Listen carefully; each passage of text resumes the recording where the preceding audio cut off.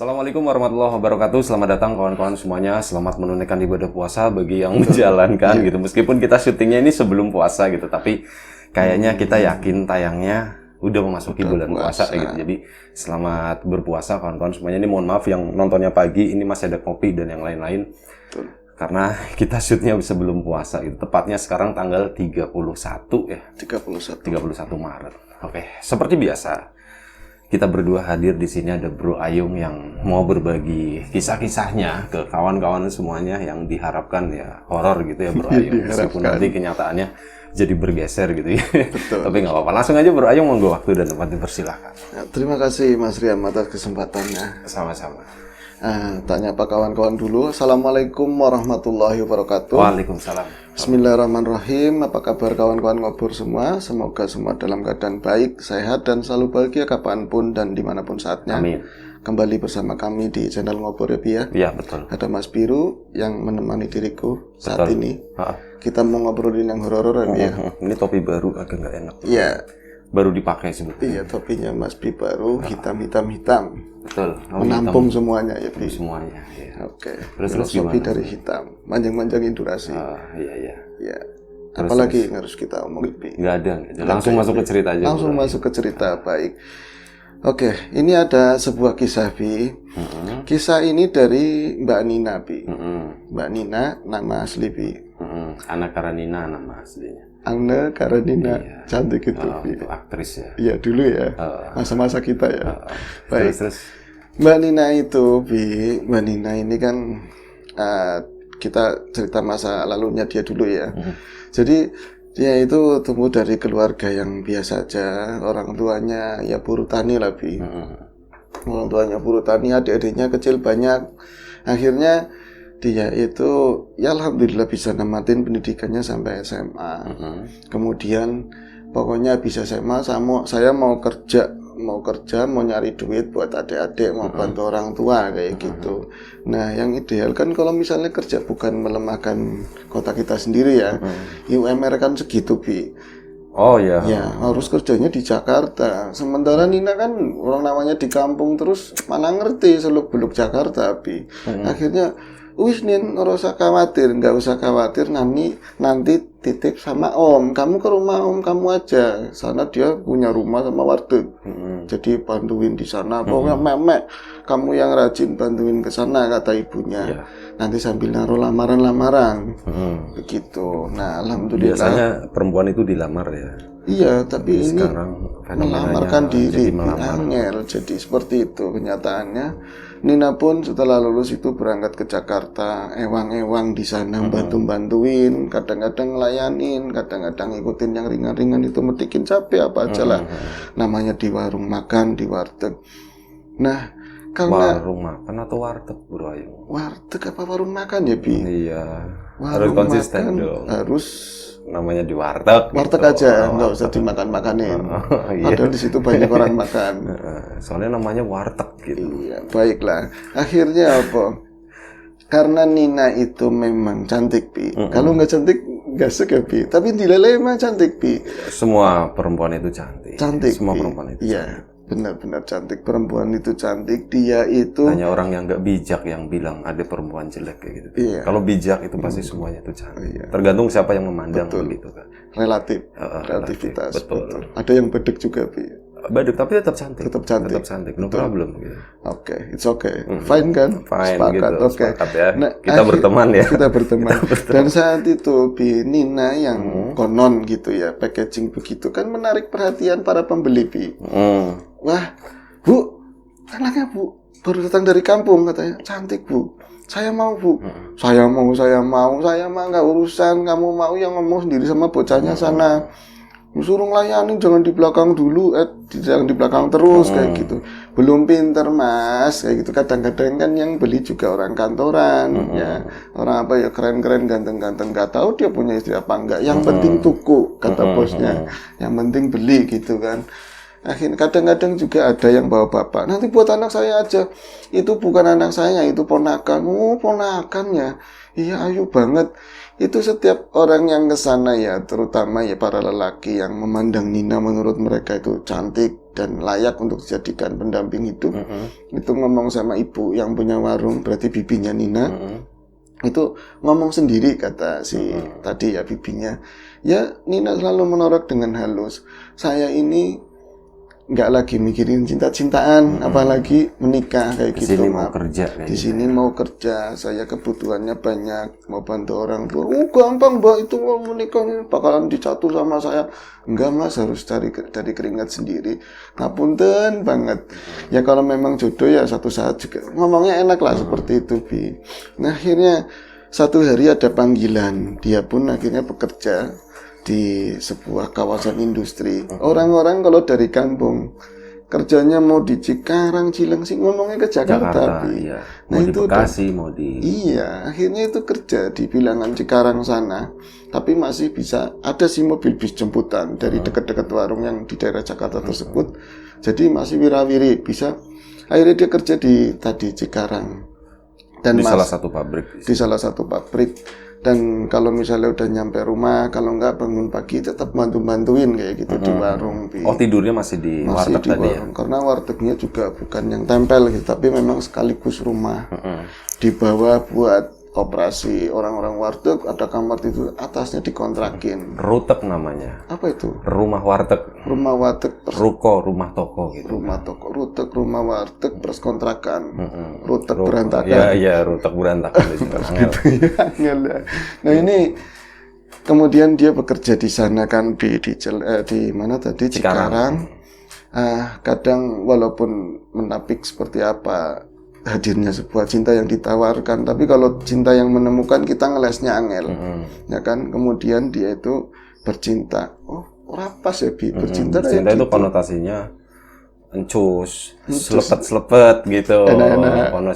Konotasinya begitu. Iya, dia kemudian menjalin cinta, Menjalin hubungan, menjalin mahligai cinta dengan seorang di sana yang sama-sama kerja di Cikarang tadi, Bi. Namanya bisa dibilang sebut saja Agus wis, yang gampang. Iya. Agus itu nggak bisa menolak cintanya si Agus. Ya tadi cinta menemukan, mereka menjalin cinta dan Agus juga bukan karyawan tetap, sama-sama dia juga bukan karyawan tetap. Wis Mas, pokoknya aku mau dinikahin sama sampean katanya. Udah lupa, mau dia mau nyari duit buat keluarga gini-gini. Selalen Bi. Akhirnya singkat cerita mereka pun menikah. Dan setelah menikah mereka berjanji berdua, sebelumnya udah ada rencana gitu ya, nggak mau ke Jakarta lagi, mau bikin usaha di kampung. Nah, si Agusnya sendiri orang mana, Bro? Agusnya masih tetangga desa. Oh, tetangga ternyata. desa, Ya, masih berapa ternyata desa masih satu lah. kampung gitu ya. Iya, nah itu tinggalnya di rumahnya Nina, Bi. Nah ini mereka kemudian dari berbekal apa yang disimpan selama ini kerja di sana, kemudian mendirikan usaha. Usahanya yang nggak jauh-jauh karena Nina itu pernah ikut di warteg makanan, warung makanan di daerah sekitar sinilah. Tapi ya kayak gitu, kadang-kadang kan orang gampangin ya, pengalaman sedikit modal pas-pasan, buka usaha seperti itu. Nyatanya kalau usaha biasanya kan modal harus berlipat berapa, terus tahu tempatnya apa, macam-macam lah yang harus di ini. Ternyata nggak berjalan lama, itu udah menikah ya Bi, nggak berjalan lama, akhirnya usahanya pun bangkrut, nggak berjalan baik. Coba usaha yang lain, tetap aja hasilnya nihil, Bi. Sampai Nina itu 2 tahun menjalin hubungan, menikah sama si tadi ya, Agus. Sampai dia dikaruniai 1 orang putra, Bi. Itu tetap aja angel, kehidupannya angel gitu loh. Secara ekonomi, apalagi adik-adiknya tetap masih sekolah. Tinggalnya di rumahnya ibu bapaknya yang udah tua, yang nggak bisa menghasilkan lagi lah. Akhirnya di situ orang kadang-kadang ya tadi ya, pas lagi seneng-seneng rencananya mau ini itu, pas lagi udah jalanin kehidupan, benturannya seperti itu, kaget lah si Agus. Perangainya mulai berubah. Dia itu kadang Nina itu mendapatkan Agus itu iseng-iseng pasang nomor kayak gitu. Kadang juga dia itu begadang sampai larut, paginya bangunnya siang, pokoknya nggak nyenengin banget. Sampai pada akhirnya yang paling fatal, Nina memergoki Agus itu ada main sama perempuan lain. Nah, ini masih disimpan sama keluarganya sendiri maupun keluarga ini ya Agus ya. Sampai satu ketika, singkatnya lah, ini bener-bener kepergok beneran, dan Agus nantangin, ya lu mau apa kalau bahasa sananya gitu kan, kamu mau apa kalau aku milihnya dia, kalau kamu bertahan sama kamu aku nggak bisa ngapain, kalau ini janda tapi udah makmur kayak gitu. Akhirnya si Nina ngajuin cerai. Nah itu ngajuin cerai. Nah dari situ kan bingung, Bi, aku anak satu, keluarga banyak yang nopang diriku gitu loh, aku harus usaha tanpa Mas Agus. Nah ini nyoba mau usaha keliling-keliling yang ngambil dagangan, terus geser lah bakulingser dijual, entah mainan, entah jual, ini kayak kurang hasil juga sebenarnya, ada apa denganku. Terus dia baru ingat, oh iya lagi aku jualan di Jakarta dulu sama Bibi, terus lagi aku jualan makanan. Yang kadang-kadang nyarinya susah itu justru daun pisang, Bi. Akhirnya dia dapat ide, oh yowis aku jadi bakul yang nepas-nepasin daun pisang loh, keliling-keliling kampung kayak gitu, Bi. Nah ini dengan bermodal motor bapaknya dulu, itu bisa dibenerin, di bengkel kan udah bisa jalan, dia itu bawa duit ya selumrahnya lah, keliling-keliling kampung, Bi. Ini buat nebasin daun pisang. Nah itu ceritanya satu daun itu dihargai Rp500. Nanti dia dijual berapa nggak tahu. Dan termasuk ini belinya Nina itu ketimbang bakul-bakul yang lain itu lebih tinggi daripada bakul yang lain. Ya pada ngomong, apalagi Nina kan packagingnya kayak gitu, udah ayu, cantik ya, tetap make upan kayak biasa, pakai motor. Ini kebunnya siapa, Mbah? Kebun saya, Nok. Primen katanya, mau nanyain yang punya kebun ada urusan apa? Saya mau beli daunnya. Masa wong ayu kan beli apa daun pisang? Iya, saya ini usahanya begini. Akhirnya semua itu hampir mau lari ke Nina semua. Apa sekeliling desa tersebut sampai merambah luas ke desa-desa yang lain.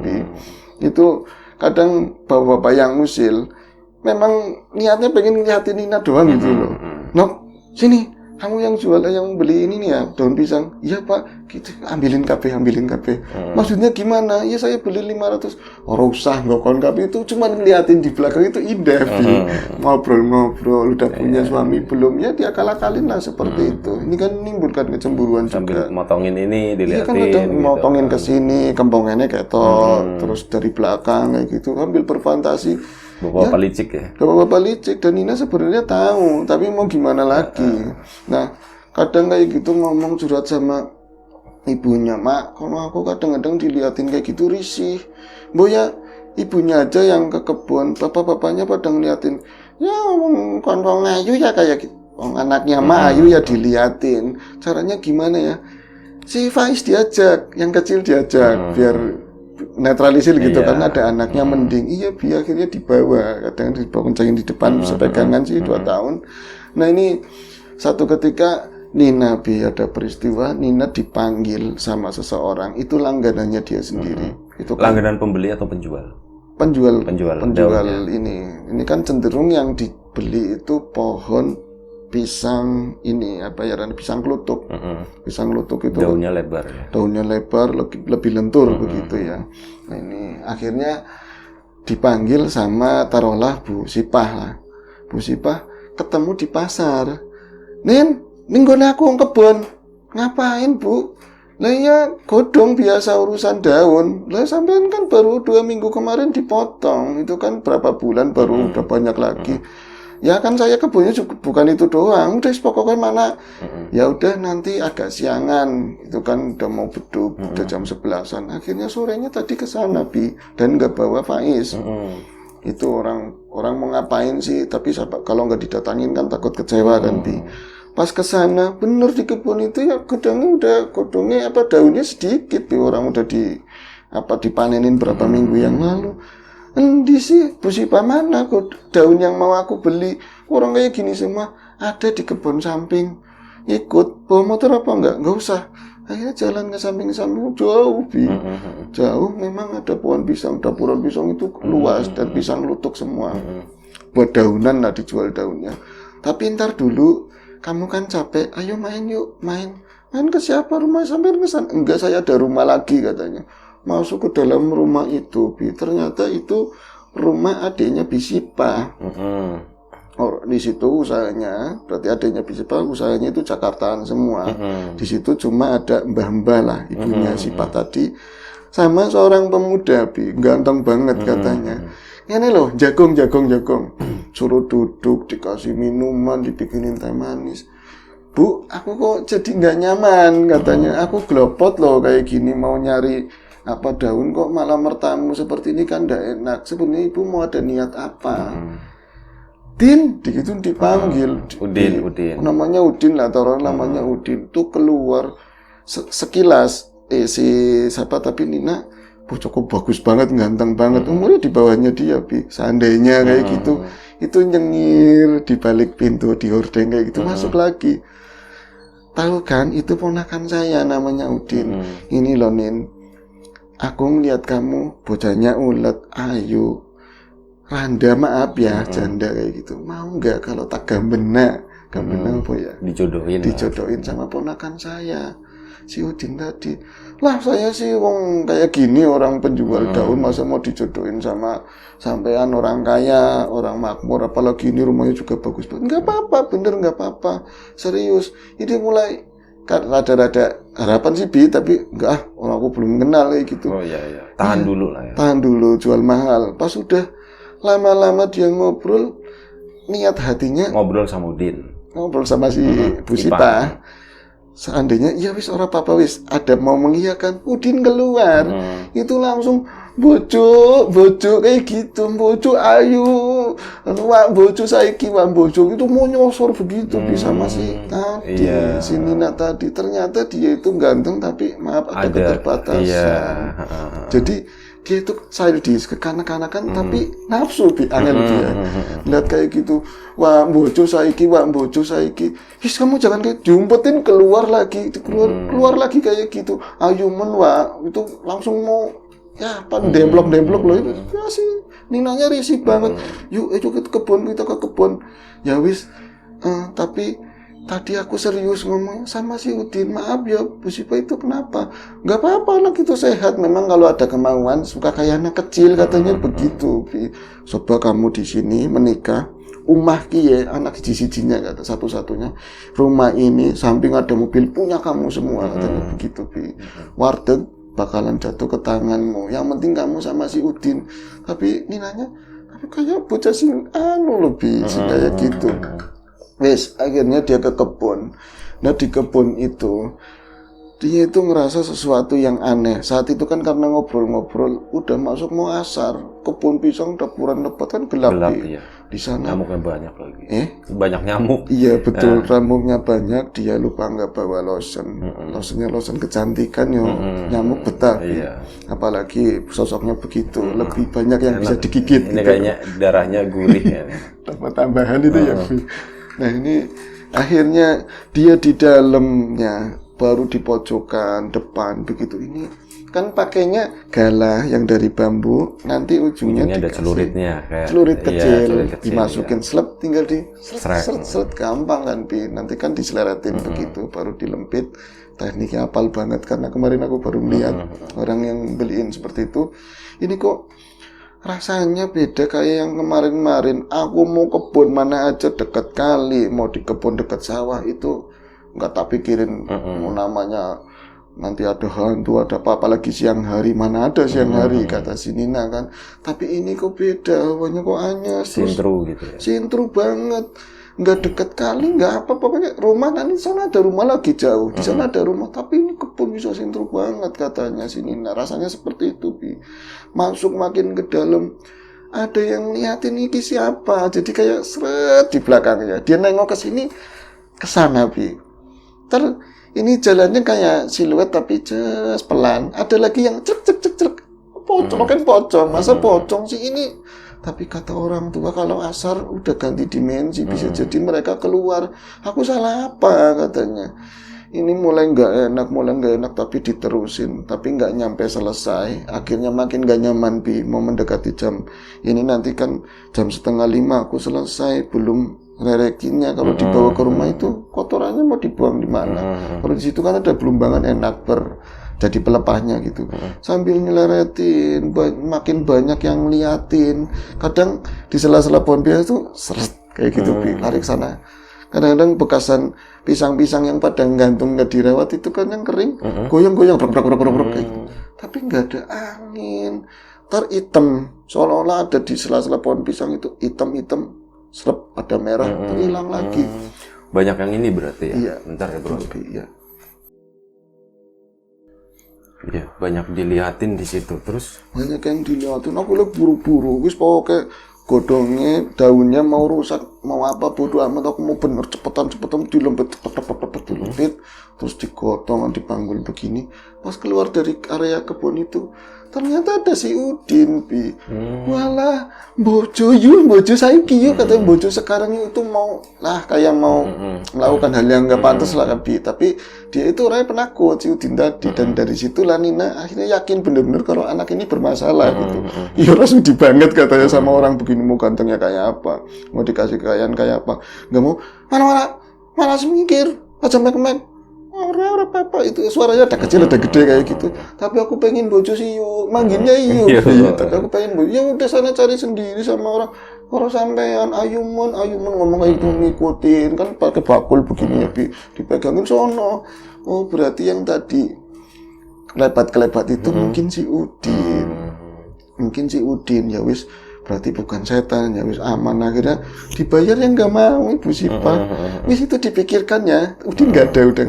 Pikirkan apa nih dalam hati, orang kayak gitu mau dimpanin ke saya? Udah tak gitu. pikirin gitu ya. Udah dipikirin dari awal. Wis Bi, hari itu dia itu kan kadang-kadang disetor ke pengumpul lagi malam. Kan di sini juga ada yang jualan malam-malam itu pakai mobil, Bi, daun. Nah ini malam itu ngerasanya si Nina itu gelisah dan pada saat antara mimpi sama terjaga perasaannya ada di kebun pisang, di kebun pisang, dan sosok-sosok seperti itu kayak diputerin sok. Bukan Udin, bukan Udin, jadi benar-benar sosok asli. Jadi kebanyakan itu sosok ikat lima. Ini mimpi ya gitu ya? Dia ngomongnya bukan mimpi tapi embuh katanya. Orang saya bangunnya kayak ngelamun kayak gitu loh, Bi, kayak gitu ngerasanya. Sampai selesai itu ditegur sama emaknya, kalau mau tidur di dalam, jangan depan TV, itu sandaran di tembok. Itu seperti itu. Jadi TV-nya nyala, tapi dia kebawa ke alam kayak gitu. Jadi yang nampak di kebun pisang itu banyakan ikat lima, pantesan celuk. Wah, berarti kayak kebun serem banget. Nah, sosok-sosok yang lain yang kayak bayangan itu, kayak shadow itu, ternyata semacam makhluk-makhluk bulu gitu loh.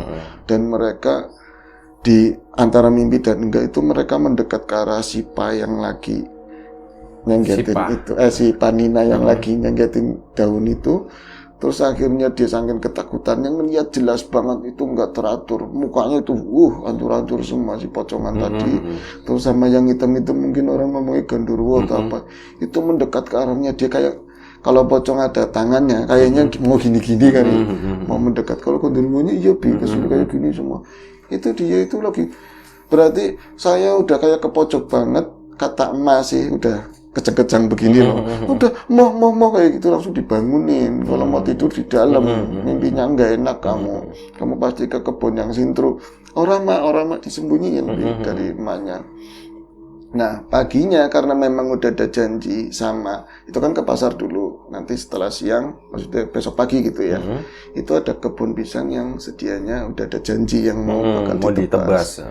Dia tuh siangnya itu ke sana, ya kebun yang biasa dia tebas di beberapa bulan lalu gitu.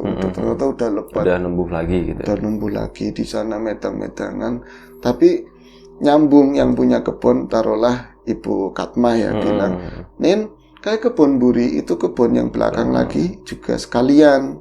Ya wis, dan harganya pada bayar, harganya sama. Ya sama kayak siapa aja. Tapi itu tolong yang di pojok jangan diapa-apain. Emang pisang apa sih? Pisang raja apa? Sama pisang lutut, tapi wis aja wis yang di situ jangan diapa-apain. Berarti ada sekitar mungkin 5 meter persegi lah di situ. Jangan diapa-apain. jangan dia apa-apain gimana yo.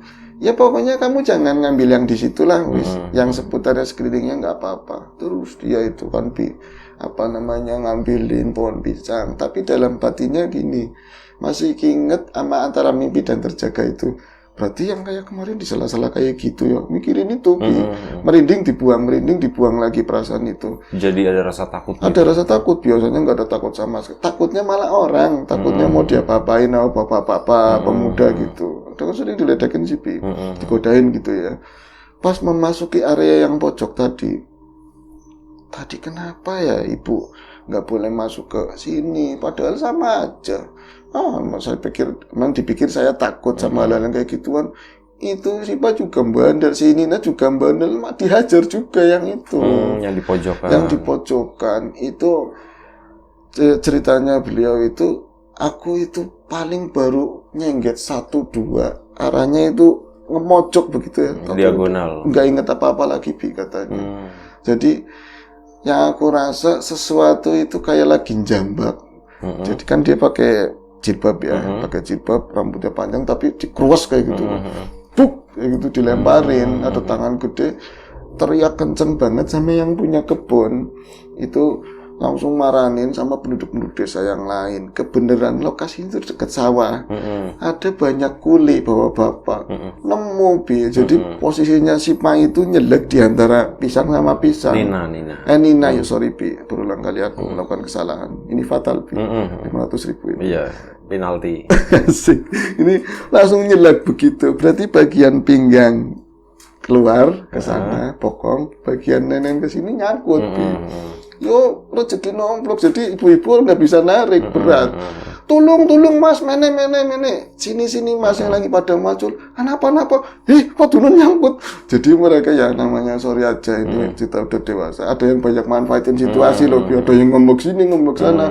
Itu Nina orang nggak ngerasa. Jadi yang punya kebun malah aja sembarangan malah nge-make sing beda kayak gitu. Akhirnya bisa diangkat, bisa angkat, ditaruh di rumahnya ya di si Bukatmah tadi ya. Terus akhirnya udah siuman itu mecicil matanya, badannya langsung panas, di sininya dingin. Kamu dianterin ke rumah ya, enggak, aku bisa pakai motor sendiri. Itu akhirnya udah siuman kan. Dia baru disela begini motornya. Malah daunnya nanti tak anterin ke rumah baik gitu, Bukatmah. Ya wis Bu, aku kayak gini Pot. Baru seret, brek, rubuh lagi. Ditulungin nggak mau, seret rubuh lagi. Akhirnya dianterin ke rumah, Bi. Dan dari situ dia sakit. Dia sakit lumayan ini lama lah. Dan dari sakit itu sosok Gondoruo, sosok pocong itu selalu ngikutin dia terus kemana aja. Ke belakang kamar mandi ada. Kayak kesambet kayak gitulah ya. Kayak kesambet.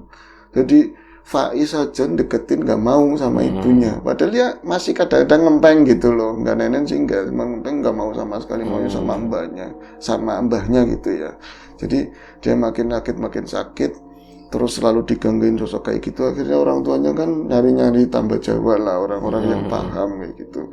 Tapi si Nina sendiri dalam hati ini nyangkanya pasti ibu Sipa karena nolak itu nolak si Udin orang kaya, orang warungan, orang ini kadang-kadang pakai magic, jangan-jangan saya diginiin kayak gitu.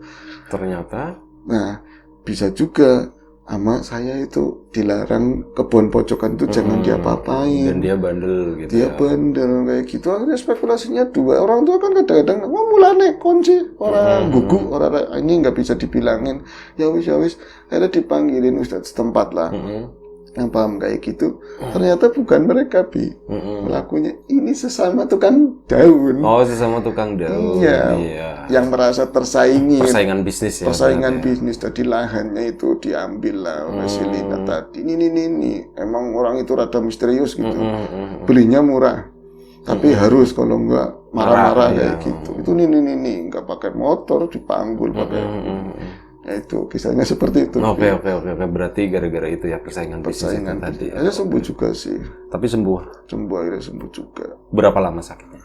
Ada mau 2 bulanan. Oh lama juga berarti dong. Iya 2 bulanan. Kurus. Sekarang udah semloya. Udah balik lagi. Lagi. Ya oke, terima kasih Bro Ayo atas ceritanya. Sama Mbak Nina tadi ya. Mbak Nina terima kasih ceritanya juga.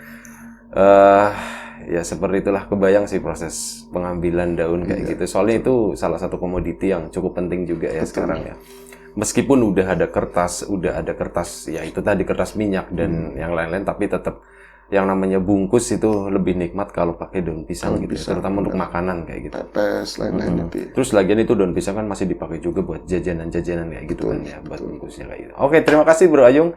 Terima kasih Mbak Nina sekali lagi. Mohon maaf kalau misalnya ada sesuatu yang nggak berkenan di mata, di hati, telinga, kawan-kawan semuanya mohon dimaafkan. Selamat menunaikan ibadah puasa bagi yang menjalankan. Lagi-lagi kita belum memasuki bulan puasa saat ngambil video ini, dan nanti kemungkinan tayangnya udah masuk bulan puasa. Jadi sajiannya masih lengkap seperti biasanya. Oke, siapapun itu semoga kita selalu diberi kemudahan dalam hal apapun, termasuk kemudahan dalam hal rezeki. Siapapun sekarang yang lagi sakit semoga segera diberi kesembuhan. Siapapun sekarang yang masih sehat semoga tetap dijaga kesehatannya. Sampai jumpa di ngobrol selanjutnya. Jaga kesehatan kawan-kawan semuanya. Assalamualaikum warahmatullahi wabarakatuh.